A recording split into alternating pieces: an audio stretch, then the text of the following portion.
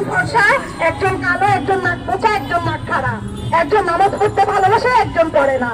এখন আপনারা কি বলবেন আমার 6 ভাই বোনের মধ্যে এক একজন এক এক জাতির গোষ্ঠীর? নো, আমরা তখনই বলবো জাতি গোষ্ঠীকে যখন আমরা আদিবাসী বলবো, তখন যেই সংজ্ঞাটা আমাদের আছে বিভিন্ন ভাবে, মানে জাতিসংঘ ছাড়া বাংলাদেশেও নেই, তারপরে যদি আমরা একটু গুগল ঘাটাঘাটি করি, উইকিপিডিয়া দেখি, সেখানে দেখতে হবে আদিবাসী হচ্ছে ভূমিপুত্র। আপনারা এই জিনিসটা ভালো করে বুঝুন, ভূমিপুত্র।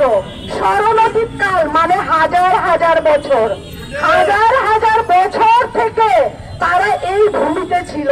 কিন্তু আমাদের যারা আদিবাসী বলে দাবি করছে, এই সমস্ত ক্ষুদ্র নৃগোষ্ঠী, আমাদের সংবিধানে স্পষ্ট কথাটি আছে, ক্ষুদ্র ও নৃগোষ্ঠী জাতিসত্তা।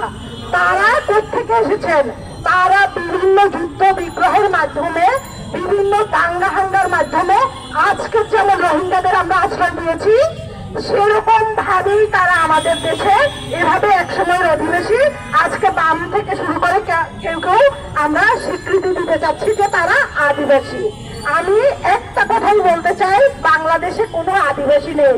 আপনি প্রমাণ করুন, আসুন বসুন, প্রমাণ করুন, সংবিধান নিয়ে বসুন, জাতিসংঘের আইন নিয়ে বসুন, বাংলাদেশের ইতিহাস নিয়ে বসুন।